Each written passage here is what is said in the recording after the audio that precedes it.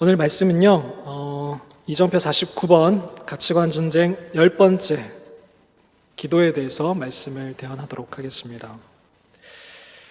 가치관 전쟁이 이제 10번째인데요, 이제 마무리되어 가고 있습니다. 진리의 허리띠, 의의 호심경, 그리고 평안의 복음의 신, 믿음의 방패, 구원의 투구, 그리고 말씀의 검.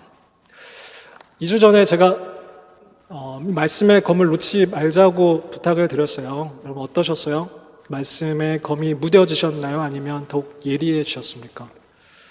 저도 이 말씀의 검이 무뎌지지 않기 위해서 많이 노력을 했고요.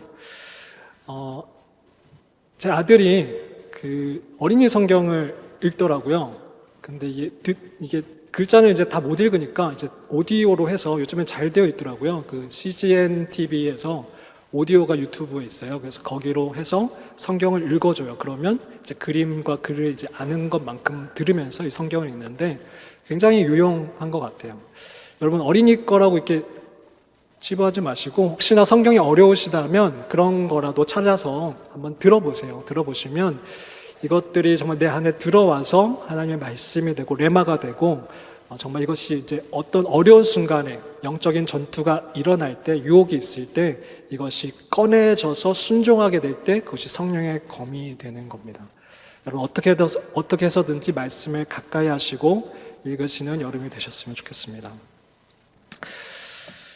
전신갑주 6가지가 이제 지나가고요. 이제 18절부터는 어떤 것이 등장을 하냐면 기도가 등장을 해요. 기도. 말씀 다음에 이제 기도가 등장을 합니다. 전신갑주 6개 안에 들어가는 것은 아니지만 왜 이 기도가 나올까? 사도 바울은 영적 전투에, 가치관의 전투에 왜 이 기도를 집어넣었을까?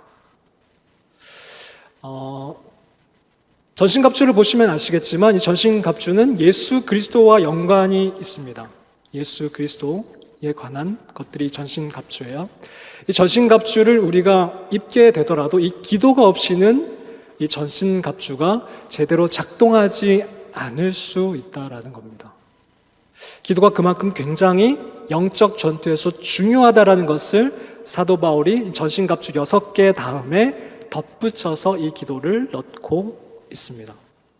구약 성경에 봐도 이 전투에서, 영적 전투에서 기도가 굉장히 유용한, 정말 꼭 필요한 것임을 보여줬던 전투가 여러 가지가 있지만 그 중에 한 가지가 바로 출애굽을 하고 있는 이스라엘 백성들이 아말렉이라는 족속과 민족과 전쟁이 벌어졌을 때의 일이에요. 이 아말렉이라는 민족이 이 이스라엘 출애굽 이제 애굽을 벗어난 이스라엘 백성들의 후미를 치게 됩니다. 준비되지 않은 긴 행렬이 가다 보면 이제 뒤로 처지는 약한 사람들, 부녀자들이나 아니면 어린아이들, 거기를 공격을 한 거예요. 정말 얍삽하고 있어서는 안 되는 그런 일을 저지른 거죠.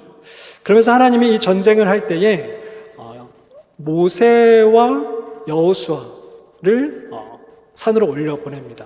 그리고 이 전쟁이 벌어졌을 때 당연히 아말렉은 준비된 군사들이고 이스라엘 백성들은 전혀 준비되지 않은, 해봤자 계속 일이나 했던 그런 일꾼이었던 이 이스라엘 백성들이 전쟁이 벌어지게 됐을 때 강한 군사와 강하지 못한 사람들이 전쟁이 벌어졌을 때 하나님께서는 어떤 한 가지 수단을 통해서 이 전쟁을 뒤집으시는데요. 그것이 바로 기도였습니다.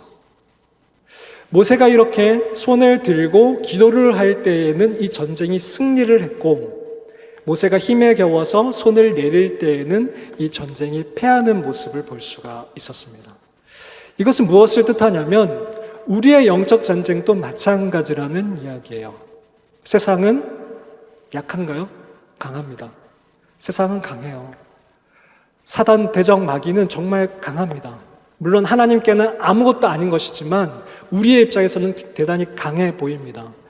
그런데 이 강한 사탄 마귀와 우리와 영적 전쟁, 가치관의 전쟁이 벌어질 때 우리가 이길 수 있는 방법은 바로 이 기도라는 것입니다.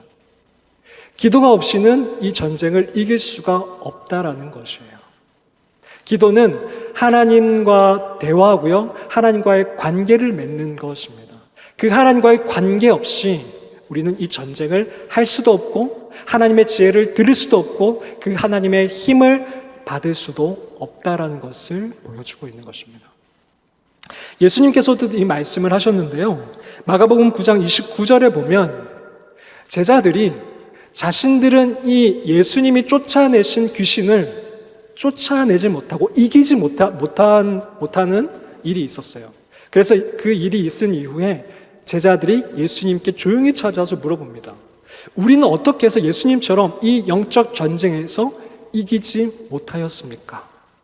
그때 예수님께서 무엇이라고 말씀을 하시냐면 마가복음 9장 29절 말씀을 같이 한번 읽겠습니다. 시작. 이르시되 기도 외에 다른 것으로는 이런 종류가 나갈 수 없느니라 하시니라. 무엇 외는요? 기도 외에는 영적 전쟁을 이길 수가 없다라는 것을 말씀해 주셨어요. 또한 예수님께서 십자가에 달리시기 직전에 사탄이 우는 사자와 같이 정말 이 제자들을 삼키려고 할 때에 예수님이 이 제자들에게 깨어 있으라, 유혹을 받지 말고 유혹을 받지 아니하도록 깨어 있으라고 말씀하실 때에도 예수님이 바로 이것을 강조하셨습니다. 누가복음 22장 46절 말씀을 같이 한번 읽겠습니다. 시작. 이르시되 어찌하여 자느냐, 시험에 들지 않게 일어나 기도하라. 기도하라. 어찌하여 자고 있느냐? 사탄은 지금 호시탐탐 너희들을 넘어뜨리려고 유혹하려고 노려보고 있는데, 으르렁거리고 있는데 너희들은 어떻게 그렇게 자고 있느냐? 라고 말씀하시면서 깨어서 기도하라라고 말씀하십니다. 근데 제자들이 이 말을 듣나요? 듣지 않습니다. 기도하라는 말 참 많이 들어요. 말씀을 읽으라는 말처럼 많이 듣습니다. 우리의 기도 생활이 어떠한가요?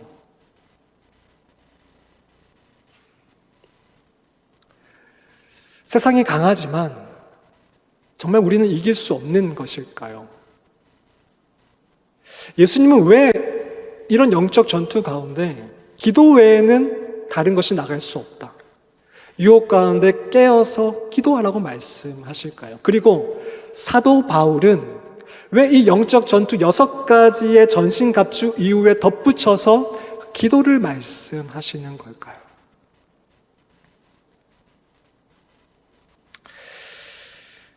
에베소 6장 18절 말씀, 오늘 본문 말씀을 제가 다시 한번 읽어드리면요. 모든 기도와 간구를 하되 항상 성령 안에서 기도하고 이를 위하여 깨어 구하기를 항상 힘쓰며 여러 성도를 위하여 구하라. 자, 사도 바울이 모든, 항상, 그리고 항상이라는 말을 반복해서 지금 얘기하고 있습니다. 모든 기도, 어떤 특정한 기도, 특별한 기도, 어떤 특별히 힘들 때에만, 특별히 유혹이 있을 때에만 기도하는 것이 아니라 모든 기도라고 말씀하고 있습니다. 그리고 항상이라고 얘기하고 있습니다. 간헐적으로 우리가 필요한 때만, 식사 기도할 때에만, 그리고 주일에 나와서만 기도하는 것이 아니라 항상 깨어서 기도하고 있어야 된다라고 얘기를 하고 있는 것입니다. 데살로니가 전서에 봐도 쉬지 말고 기도하라는 말이 있습니다. 아니, 그러면 어떻게 우리는 일상생활을 할 수가 있습니까? 기도만 하면 어떻게 일상생활을 할 수 있나요? 그 얘기가 아니라 모든 순간에서 하나님을 의식하라는 거예요. 모든 순간에서 하나님과 소통하라는 것입니다.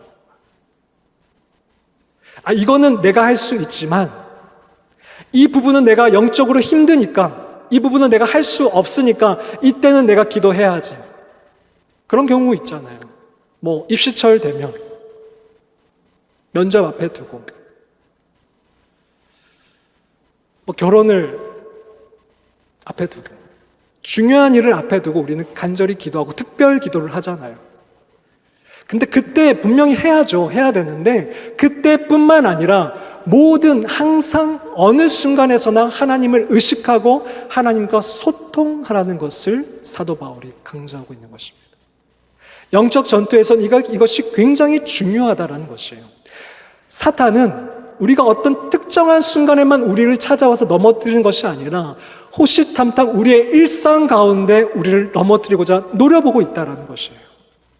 작은 순간에도 그것을 죄로 만들어서 우리를 넘어뜨리고 하나님과의 그 관계를 끊어버리고자 한다는 것입니다. 하나님과의 그 관계를 끊어버리면 결과가 어떻게 돼요? 우리는 달려갈 길을 가지 못하고 이탈하게 됩니다. 가룟 유다처럼, 베드로처럼. 그러나 베드로는 다행히 예수님이 다시 돌이키게 하셨죠.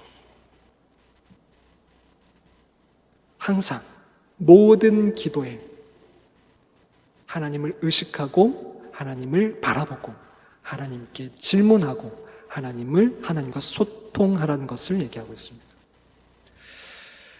1600년대에 로렌스 형제라는 사람이 있었어요. 아주 유명한 기독교 고전을 썼는데요. 하나님의 임재 연습이라는 책을 썼습니다. 글이 두껍지 않아요. 근데 굉장히 유익한 책입니다. 보통 우리가 가톨릭 서적을 잘 읽지는 않는데 그 중에서 저희들이 권장하는 책 중에 하나입니다. 하나님의 임재 연습, 로렌스 형제. 이 형제는 수도사였어요. 근데 기도하고 말씀 읽고 하는 것을 전문으로 하는 수도사가 아니라 식당에서 봉사하는 수도사였습니다. 일어나서 자기 전까지 그가 하는 일은 밥을 짓고 설거지를 하고 또 다음 식사를 준비하는, 삼시세끼를 준비하는 일이었습니다. 근데 이 수도사가 어떻게 하나님의 임재를 늘 느끼면서 하나님과 대화하면서 살 수 있었을까? 이 바쁜 와중에서도 처음부터 그랬던 것은 아니었다라고 합니다. 내가 왜 이 일을 하고 있지? 수도사인데 나도. 그러나 이 수도사인 로렌스 형제가 결심을 합니다.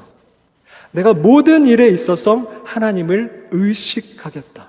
하나님과 소통하겠다. 하나님의 임재를 느끼겠다.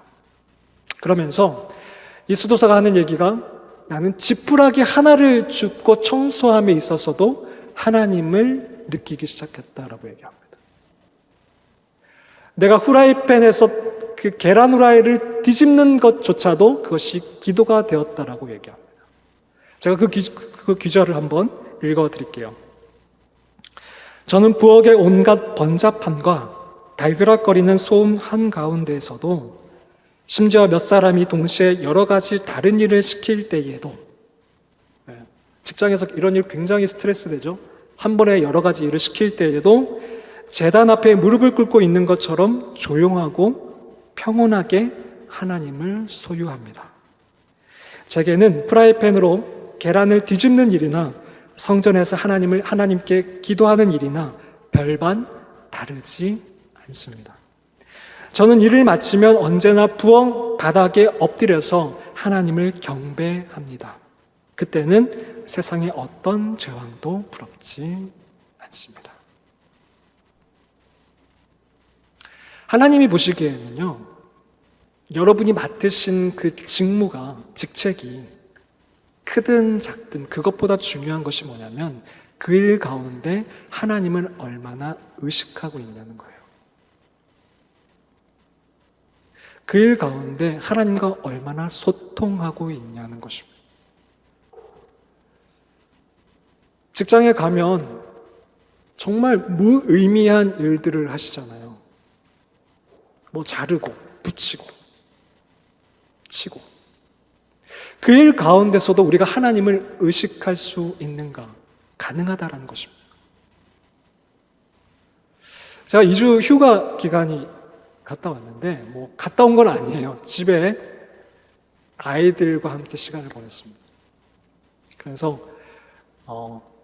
시작하기 전부터 제가 마음을 먹었어요. 어디 놀러 가고 싶은 마음이 들 거 아니에요.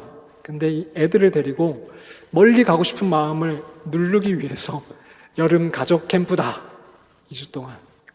나는 여기에 사역자다.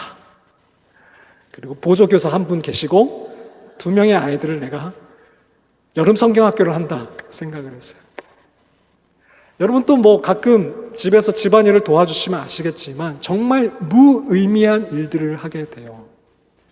먹고 나면 설거지해야 되고 돌아서면 또 다음 거 준비해야 되고 뭐가 이렇게 어지러진 게 많은지 뭐 이렇게 싸우고 엎지르고 이게 많은지 돌아서면 치워야 되고 돌아서면 뭐 해야 되고 그 속에서 제가 이 연습을 했어요. 나는 이곳에서 예배를 드린다. 하나님을 의식하자. 쉽지는 않아요. 근데 가능합니다. 예배 자리에 와서 예배 드리는 것도 굉장히 중요합니다. 반드시 그렇게 해야 합니다. 그러나 우리의 일상 가운데서도 모든 상황 속에서도 우리가 하나님을 의식할 수 있다는 것입니다. 그분과 소통할 수 있다는 거예요. 사도 바울은 우리의 모든 순간에 사탄 마귀가 우리를 괴롭히고 우리를 넘어뜨려 하기 때문에 우리는 늘 깨어서 모든 순간에서도 하나님 곁에 서서 그분과 소통하고 그분과 연결되어서 이 유혹과 시험을 무찔러야 한다라고 얘기하고 있는 것입니다. 그래서 예수님께서는 우리에게 모본을 보여주셨어요. 예수님께서는 습관을 따라 산에 가셔서 기도하셨고요. 밤이나 새벽이나 기도하셨어요. 때를 가리지 않고 기도하셨습니다. 일상 속에서도 하나님과 소통하셨지만 제자들과 떨어져서 혼자서도 한적한 곳에 가셔서 기도하셨습니다. 여러분 바쁜 일상 가운데서도 여러분의 시간을 떼어서 한적한 곳에 가셔서 기도하실 수 있어야 합니다. 물론 일상적인 기도하시는 것도 굉장히 또 중요하지만 더불어서 우리는 또 골방에 가서 다른 사람과의 시간, 소통을, 대화를 차단하고 하나님과의 그 시간을 갖는 것이 굉장히 중요합니다. 군인이신 분들, 휴가 나오신 분들도 계시던데요. 군인이신 분들은 같이 막 생활을 해야 되니까 어떻게 기도할 수 있을까? 저 같은 경우는 근무 시간에 2시간 동안 보초를 서면서 기도했던 기억이 있어요. 직장인 같은 경우 24시간 근무하는 것은 아니니까 어떤 순간에 시간을 정해서 습관을 따라서 그곳에 가셔서 내 시간을 만드시고 하나님과 소통하는 것이 굉장히 중요하다라는 것입니다. 예수님께서도요, 누가복음 5장 16절 17절에 보면 예수는 물러가사 많은 사역 가운데 정말 많은 사람이 예수님을 따라다녔는데 예수님께서는 물러가사 한적한 곳에서 기도하시니라. 또 마태복음 14장 23절 말씀에도 보면 무리를 보내신 후에 기도하러 따로 산에 올라가시니라. 저물매 거기 혼자 계시더니. 하나님과 독대하는 시간이 굉장히 중요해요. 목사님, 저는 요즘에 입시 준비를 하느라, 취업 준비를 하느라 시간이 없어요. 절대적인 시간 중요한데요. 하나님 보시기에 여러분의 마음이 어떠하냐는 거예요. 저도 2주 동안 저의 시간이 거의 없었어요.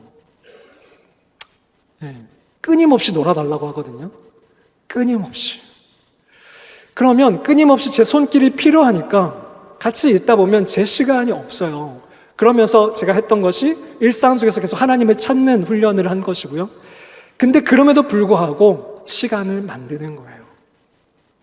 따로 떨어져서 걔네들이 잘 때 따로 떨어져서 하나님과 쉬고 싶지만 개인적으로 눕고 싶지만 그래도 영적인 호흡을 위해서 그 개인의 시간을 만들어서 시간을 갖는 거예요. 우리가 계속 길을 가다 보면 그것이 처음에는 길이 아니지만 길이 되듯이 우리가 시간을 정해줬고 그 시간에 하나님을 찾다 보면 그것이 우리의 습관이 되고 우리의 영적인 훈련 그리고 영적인 어떤 영성이 된다는 사실을 얘기하고 있는 것입니다. 그런데 중요한 것이 있습니다. 사도 바울이 모든 기도를 해야 된다라고 얘기하면서 단서를 달고 있는데요. 모든 기도를 하되, 18절 말씀에 모든 기도를 하되 항상 어떻게, 누구 안에서 해야 된다고요? 단서를 달고 있어요. 성령 안에서 기도해야 된다. 이렇게 기도해야 하는데, 모든 기도 가운데 우리가 하나님을 찾아야 되는데 어디 안에서? 성령 안에서 기도해야 된다라는 사실을 넣고 있습니다. 이게 무슨 말이냐면, 제가 기도라는 말을 이 검색창에 쳐보니까 세상이 말하는 기도의 정의는 이렇습니다. 신이나 절대적인 존재에게 바라는 바가 이루어지기를 비는 것이 기도예요. 다시 한번요. 신이나 절대적인 존재에게 바라는 바가 이루어지기를 비는 것이 기도예요. 근데 이것이 기독교의 기도를 전부 포함하는 것은 아닙니다. 다른 종교의 기도는 포함되는 것이지만, 다 얘기할 수 있는 것이지만, 기독교의 기도는 이것으로 다 설명할 수가 없습니다. 왜냐하면 기독교의 기도는 그것을 넘어서는 것이에요. 내가 바라는 것을 하나님께 비는 것이 기도가 다가 아닙니다. 하나님의 손을 구하는 기도가 다가 아닙니다. 처음에는 그분이 나의 아버지시니까 그렇게 기도가 나오고요. 그것이 잘못됐다는 것은 아니지만 우리의 기도는 자라나야 합니다. 우리의 기도가 자라나면 어떻게 되냐면 바로 성령 안에서 기도하게 됩니다. 그리고 그렇게 해야만 합니다. 이 성령 안에서 기도한다는 것은 무엇이냐면 성령님께 제어받으면서 그분을 의식하면서 기도한다는 것입니다. 우리의 본성은 내가 하고 싶은 것, 내 뜻, 내가 정해놓은 것이 이루어지기를 바라는 것이 당연합니다. 그런데 우리가 기도하는 그 대상이 정말 살아계시고 다른 신이 아니라 우리 하나님이 정말 살아계시고 그 하나님은 나의 아버지가 되시고 그 아버지는 전지전능하시고 선하시다라면 내 뜻이 이루어지기를 기도한다는 것은 되게 어리석은 일입니다.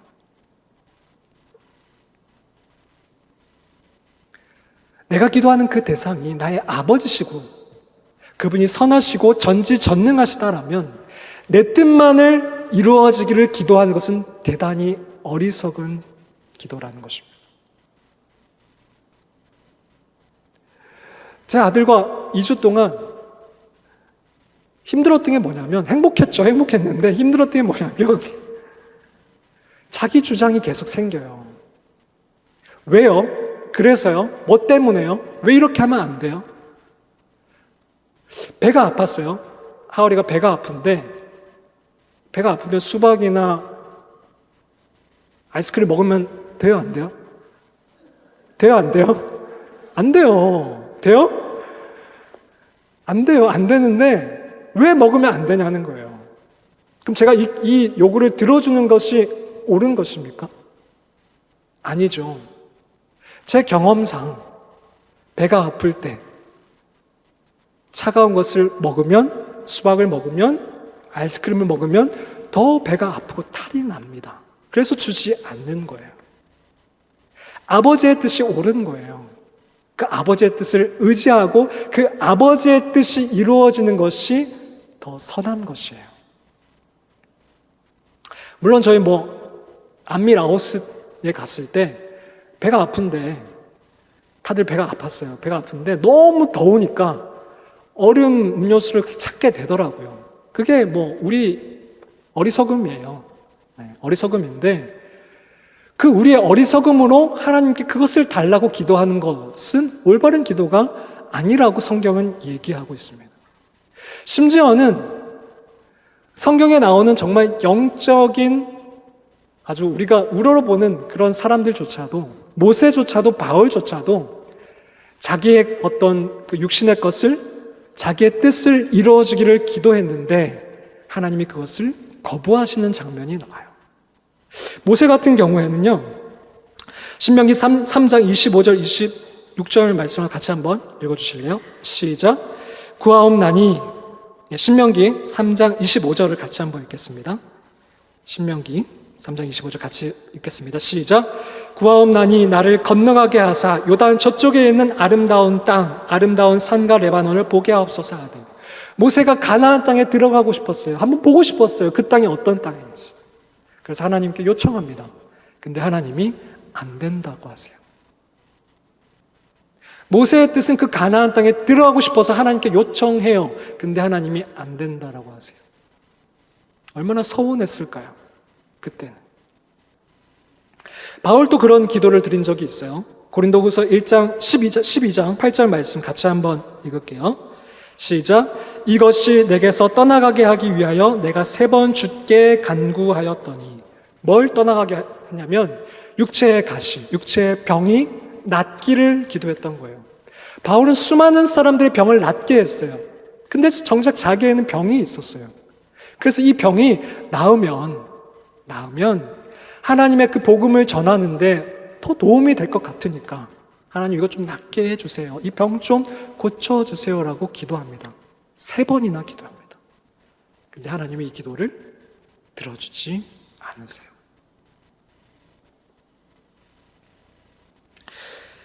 구약의 엘리야 같은 경우에는요, 자기를 죽여달라고 기도해요. 열왕기상 19장 4절 말씀인데요. 같이 한번 읽읍시다. 시작. 자기 자신은 광야로 들어가 하룻길쯤 가서 한 로뎀 나무 아래에 앉아서 자기가 죽기를 원하여 이르되, 여호와여 넉넉하오니 지금 내 생명을 거두시옵소서. 나는 내 조상들보다 낫지 못하니이다. 하나님께 기도하는 거예요. 하나님, 제가 이제 족하니 저의 생명을 거둬주세요. 너무 힘들었거든요. 지쳤거든요. 영적인 싸움에 큰 승리를 하였지만 그럼에도 바뀌지 않는 그 나라를 보면서 너무 지쳤거든요. 그래서 죽여달라고 해요. 힘들어요, 하나님.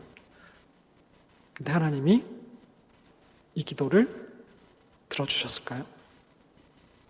안 들어주세요. 하나님의 뜻은 그게 아니거든요. 하나님 보시기엔 그건 올바른 게 아니거든요. 여러분 그런 경험 없으세요? 돌아보면 그때는 그렇게 간절히 기도했는데 하나님 이거 꼭 주세요. 이거 꼭 주셔야 해요. 근데 그때 하나님이 그걸 거부하시고 아무 말씀 안 하시고 들어주지 않으셔서 상처받고 하나님 너무하시다라고 했지만 시간이 지나서 보니까 그 기도를 들어주지 않으셨던 게 참 감사했던 경험 없으세요? 저는 꽤 많아요. 어리석게도 제 뜻만을 구했던 그 기도 하나님이 들어주지 않으셔서 지금은 감사하는 것이 참 많아요. 엘리야도 하나님이 이 기도를 들어주지 않으시고 이 엘리야가 이렇게 울면서 기도하며 잠이 들었을 때 오히려 천사를 보내셔서 그를 만져주세요. 위로하세요. 먹을 것을 주세요. 그리고 깨워서 계속해서 네 갈 길을 끝까지 가라고 격려하세요. 이때 당시에는 엘리야가 힘들었겠지만 하나님이 이 기도를 들어주지 않으셔서 섭섭했겠지만 근데 결국 이 엘리야가 어떻게 되냐면 이렇게 이때 하나님 만약에 이렇게 죽여달라고 할 때 이 생명을 가져가셨으면 엘리야는 그냥 그렇게 죽었겠지만 이 엘리야는 그때 그 기도를 하나님이 들어주지 않으심으로 말미암아 열왕기 하로 들어가면서 하나님이 이 엘리야를 불병거와 불말을 태워서 하늘로 승천시키십니다. 그 영광을 주세요.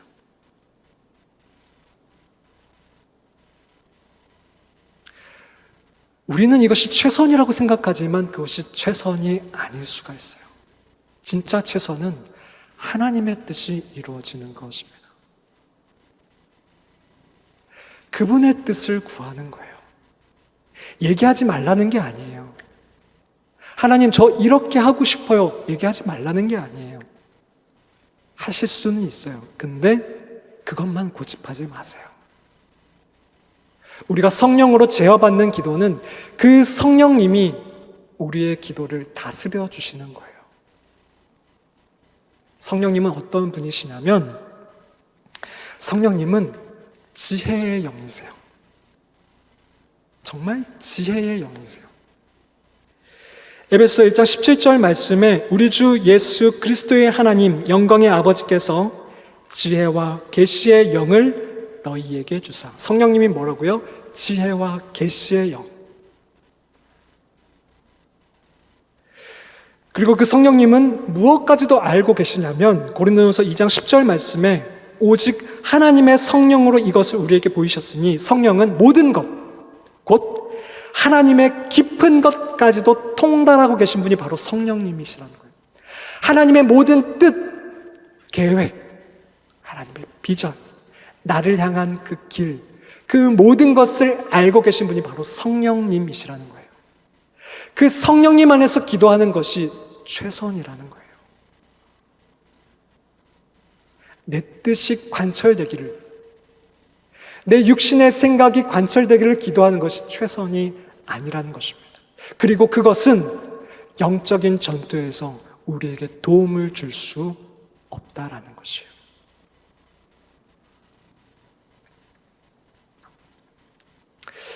여러분, 제가 예배를 마칠 때 축도를 하죠. 퀴즈를 드릴게요. 우리 주 예수 그리스도의 은혜와 하나님의 크신 사랑하심과 성령님의 뭐라고 하죠? 두 글자예요? 두 음절이에요. 땡땡. 축도 안 들으세요? 교통하심. 성령님의 교통하심.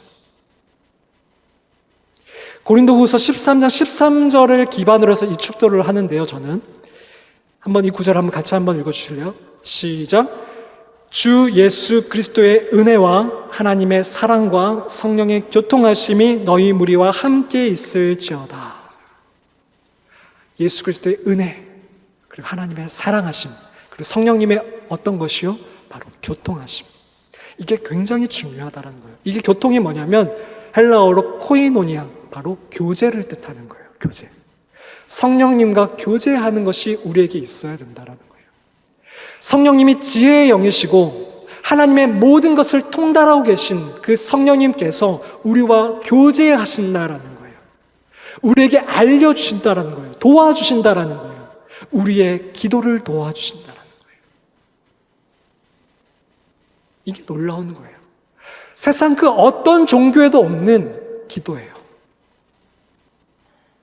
세상의 종교는 내 열심을 가지고 내 것, 내 뜻, 내 계획, 내 열심을 이뤄주십시오 라고 엎드리고 108배를 하고 긴 길을 내 몸을 희생하면서 엎드려서 계속 길을 가면서 절을 하면서 그렇게 내가 어떤 지극정성을 다할 때에 그 신이 내 정성에 탄복하여서 그 기도를 이뤄주신다라고 생각하는 것이지만 기독교의 기도는 달라요.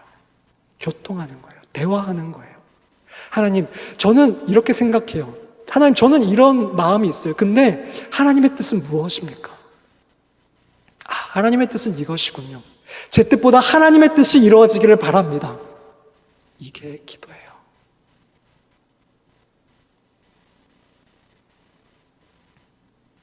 로마서 8장 26절, 27절 말씀에 그래서 사도 바울이 이런 이야기를 하고 있는 것입니다. 이와 같이 성령도 우리의 연약함을 도우시나니, 우리의 연약함. 사도 바울도 연약했고 모세도 연약했고 엘리야도 연약했고 우리도 연약하다라는 거예요. 우리도 우리의 육신의 정욕대로 구할 수밖에 없는 존재, 연약함을 인정하라는 거예요. 우리는 연약해요. 이것 아니면 안 된다라고 생각해요. 이것 아니면 죽는다라고 생각해요. 근데 그게 아니라는 거예요. 성령은 우리의 연약함을 도우시나니 우리는 마땅히 기도할 바를 알지 못하나. 계속 보여주세요. 이와 같이 성령도 우리의 연약함을 도우시나니 우리는 마땅히 기도할 바를 알지 못하나 오직 성령이 말할 수 없는 탄식으로, 이 탄식은 안타까움으로 얘기하는 거예요. 안타까움. 그렇게 기도하면 안 되는데, 그것 구하면 안 되는데, 그게 진짜가 아닌데, 그거 너를 죽이는 건데, 그거 생명이 아닌데, 이렇게 기도하길 바래 라고 우리에게 그 소원을 넣어주시는 거예요. 성민아, 이렇게 기도해. 이게 하나님의 뜻이야. 계속해서 말씀해 주시고 감동을 주시는 거예요. 우리를 위하여 친히 간구하시는 거예요. 누가요? 성령님이. 마음을 살피시는 이가 성령의 생각을 아시나니, 하나님이 그 성령님의 생각을 아시나니 이는 성령이 하나님의 뜻대로 우리 성도, 우리 모두 성도를 위하여 간구하심이라. 그 성령님이 우리를 위해서 간구하신대요. 이게 놀라운 거예요.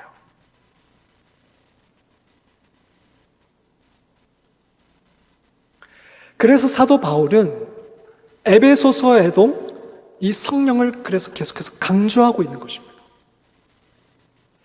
우리가 말씀을 읽을 때에도 성령의 검이라고 했습니다. 그냥 눈으로 지식적으로 이 말씀을 읽는 게 아니라 성령님이 알려주실 때에, 비춰주실 때에, 빛을 비춰주실 때에 우리가 깨달을 수 없는 것을 깨닫게 하실 때에 이것이 우리의 검이 된다라고 했고요. 우리가 기도를 할 때에도 우리의 육적인 어떤 생각으로 기도하는 것이 아니라 하나님의 뜻이 이루어지도록 성령님이 필요하다고 말씀하시는 거예요. 또한 우리가 가치관 전쟁 두 번째에서 세월을 아끼자라고 했을 때에 세월을 아끼라. 그리고 술 취하지 말라. 뭐로 충만하라고 그랬습니까? 성령으로 충만하라고 했던 것이 바로 이 이유입니다. 성령이 그만큼 중요하다는 거예요. 근데 이 성령이 뭐에 취하면, 술에 취하면, 죄에 취하면, 유혹에 취하면 이 성령이 소멸된다라는 거예요. 이 중요한 성령이, 말씀의 검이 되는 이 성령이 우리의 기도할 때에 우리를 대신해서 구해주시는, 간구해주시는 그 성령님이 우리가 죄에 취해버리면 이 성령님이 소멸되신다라는 거예요. 그러면 우리는 세월을 낭비하게 된다는 겁니다.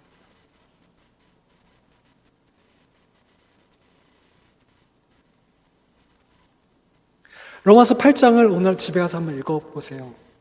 육적인 것과 영적인 것의 차이. 갈라디아서 5장도 한번 읽어보세요. 육적인 것과 영적인 것의 차이. 우리의 육신으로는 하나님을 기쁘게 할 수도 없고요. 하나님의 그 영적인 전투, 그 열매도 맺을 수가 없어요.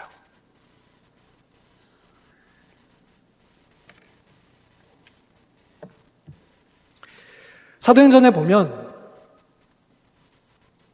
초대교회 사람들이 이 성령으로 기도했던 것을 보여주고 있는데요.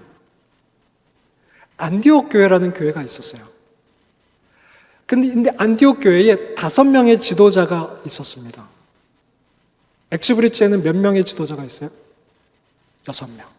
안디옥 교회는 5명. 근데 성령님께서 이 5명 중에서 2명을 떼어서 다른 곳으로 보내라고 하셨습니다. 그 구절을 한번 같이 읽어봅시다. 사도행전 13장 1절에서 3절 말씀입니다. 같이 한번 읽읍시다. 사도행전 13장 1절 3절 말씀 시작.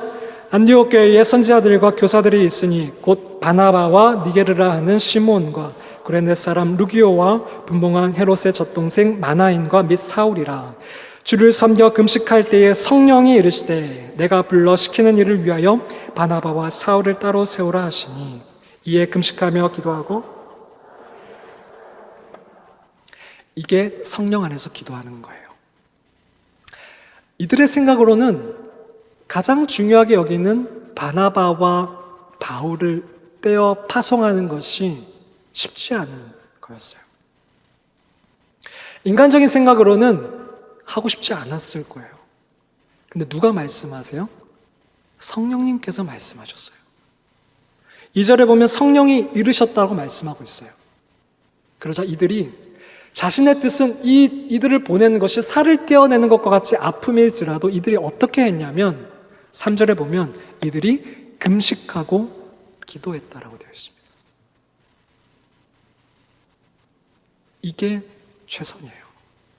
이게 바른 기도입니다. 이게 영적인 우리의 전투를 이기게 하는 기도입니다. 우리의 뜻만을 내세우면서 아니요 하나님 안 됩니다. 이들은 안 됩니다. 하나님 안 됩니다. 이렇게 기도하는 것이 아니라 하나님 정말 우리는 그러고 싶지 않지만 정말 하나님의 뜻인지 우리가 분별해 보겠습니다. 기도해 보고 이게 하나님의 뜻이구나.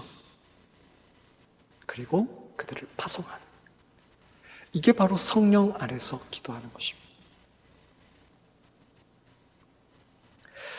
여러분 마지막으로 그러면 우리는 어떻게 기도해야 할까? 여러분 이것만 기억해 주세요. 기, 듣, 순. 떡튀순 아니고요. 기, 듣, 순.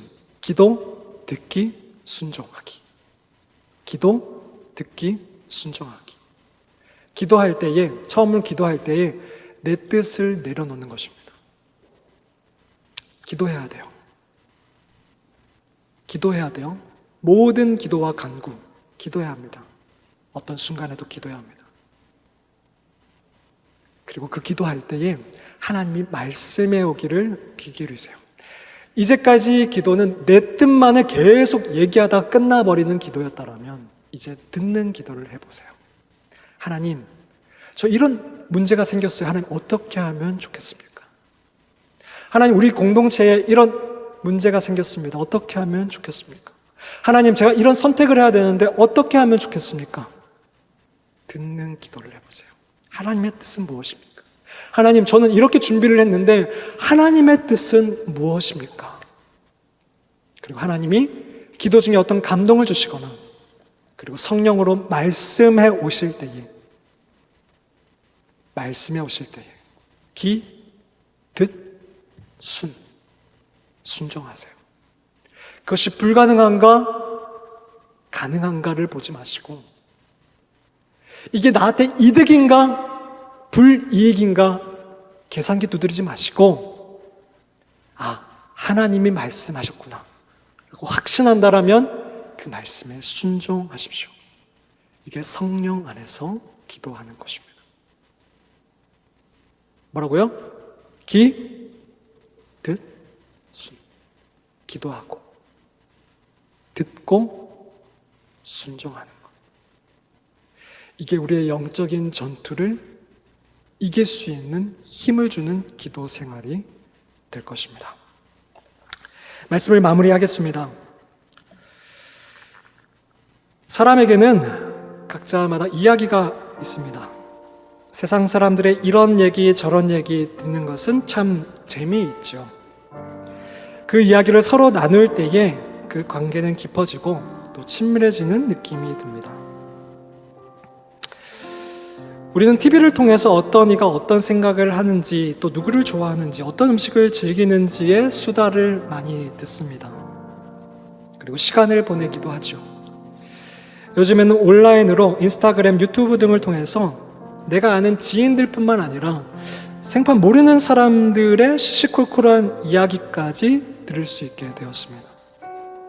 그게 나쁜 거겠습니까? 그런데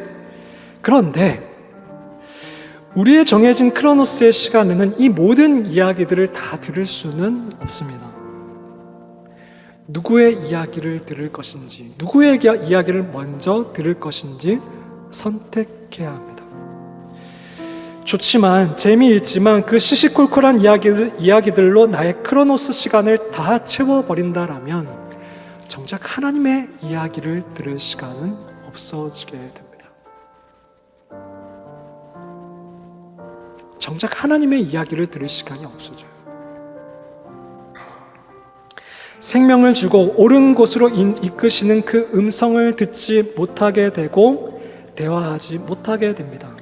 그러면서 들으면 재밌는데 굳이 들어도 듣지 않아도 되는 그 이야기들 때문에 나의 생명이, 나의 영적인 숨이 끊어지게 된다라면 이보다 어리석은 일이 어디 있겠습니까?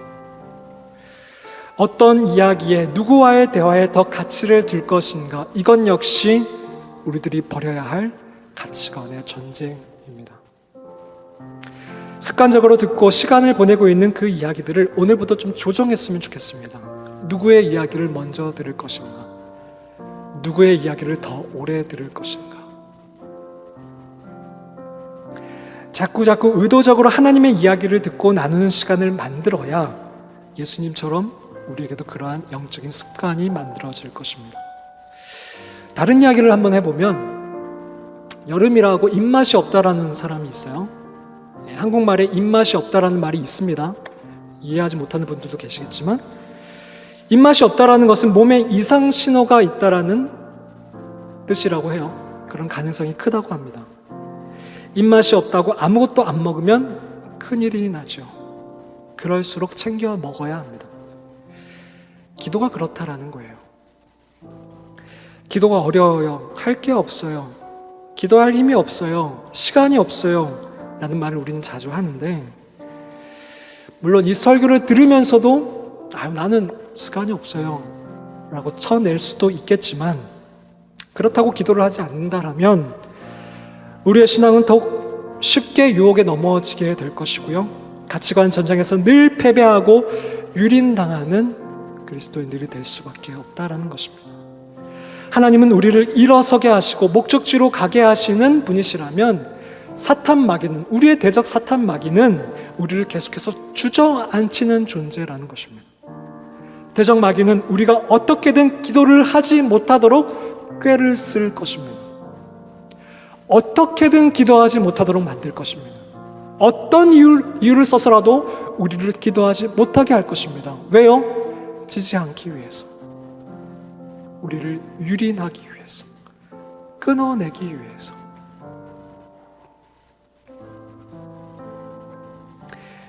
기도할 힘이 생길 때 기도하는 것이 아니라, 숨을 쉴 때에 공기가 지나가는 기도가 막히면 육신이 죽게 되듯이, 하나님과 소통하는 기도가 멈추면 우리의 영이 죽게 되기 때문에 우리는 기도해야 합니다.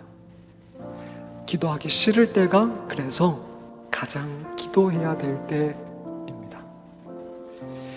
기도하게 될 때에 이전과 달리 성령 안에서 기도하는 것을 연습해 봅시다.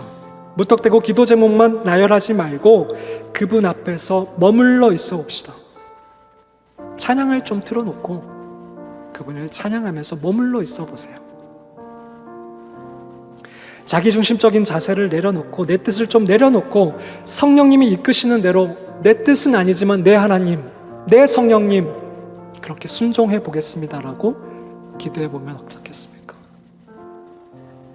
말씀에 오시면 이것이 가능한지 불가능한지를 보지 마시고, 이것이 나의 이득인지 불이익인지 계산기 두드리지 마시고, 하나님이 말씀하셨는가?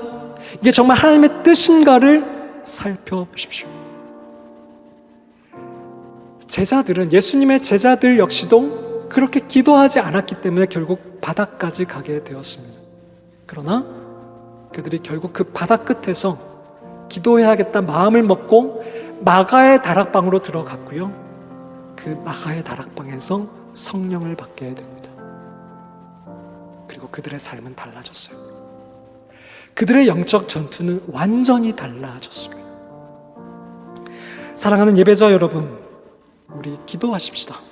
이 전쟁터에서 패하고 도망치고 빼앗기고 죽임당하지 않기 위해서라도 우리는 기도해야 합니다.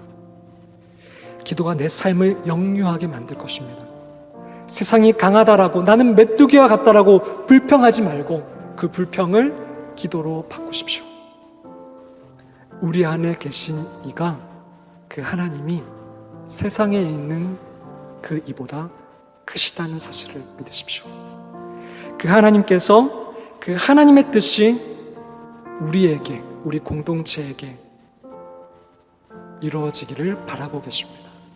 그것이 오늘 이 시간 우리에게 주시는 하나님의 말씀이었습니다. 오늘의 이정표였습니다. 기도하겠습니다. 하나님, 우리가 기도하게 도와주십시오. 내 육신의 정욕대로 기도하기를 멈추고 하나님의 뜻이 이루어지기를, 성령 안에서 기도할 수 있도록 도와주십시오. 그리하여서 주님, 영적 전투의 마지막 단추인 이 기도를 우리가 반드시 해낼 수 있는 주님의 강한 군사들 될 수 있도록 도와주시옵소서. 예수님의 이름으로 기도드립니다. 아멘.